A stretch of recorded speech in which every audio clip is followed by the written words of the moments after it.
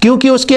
اس نے اس نظام کو ایسے طریقے سے سسٹمائز کیا ہے کہ یہ نظام بالکل صحیح ترتیب اور طریقے سے اپنی منزل کی طرف رواں دواں ہے، اور اگر کوئی اس سے انحراف کرتا ہے یا اس نظام کو چلانے والے اور خدا ہوتے تو نظام درم برم ہو جاتا۔ اس معنی میں یہاں اللہ تعالیٰ کو حق فرمایا گیا ہے۔ حق کے معنی بیان کرتے ہوئے اہل لغت کا میں نے قول پیش کیا تھا کہ اونٹ 5 سال کا ہو گیا، 10 من وزن رکھ دیا، اس نے اٹھایا، یہاں سے لے کر دور چلا گیا، تو اب وہ جوانی کی یہ دلیل بن گئی۔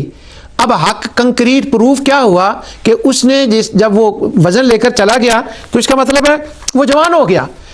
گھوڑا پورے زور سے دوڑا، جہاں پہلے قدم رکھے وہیں باعد والے رکھے، اس نے اپنی دوڑ میں فرس الحق، وہ الفاظ سے غالباً اعتاق الحرث تھا کہ انہوں نے وہ کیا الفاظ لکھے تھے کہ وہ حقی گھوڑا ہے، تو یعنی وہ جو ثابت کر دے اپنے عمل سے وہ حق ہوتا ہے۔ یہ جتنے چند الفاظ میں نے پڑھے ہیں، جو آیات میں نے آپ کے سامنے پڑھی ہیں، ان میں ثابت یہ اللہ تعالیٰ نے فرمایا، اپنے لیے حق کا لفظ فرمایا، وَلَوِ اتَّبَعَ الْحَقَّ أَهْوَاءَهُمْ لَفَسَدَتِ السَّمَاوَاتُ وَالْأَرْضُ وَمَنْ فِيهِنَّ، کہ یہ میں نے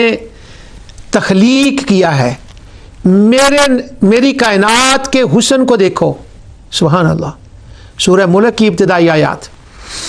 میری تخلیق کو دیکھو، بار بار دیکھو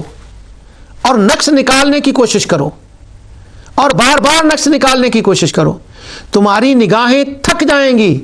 میری مخلوقات کے حسن نظم میں، کہیں تمہیں باریک سی کوئی غلطی کوئی فرق نظر نہیں آئے گا۔ تو کیا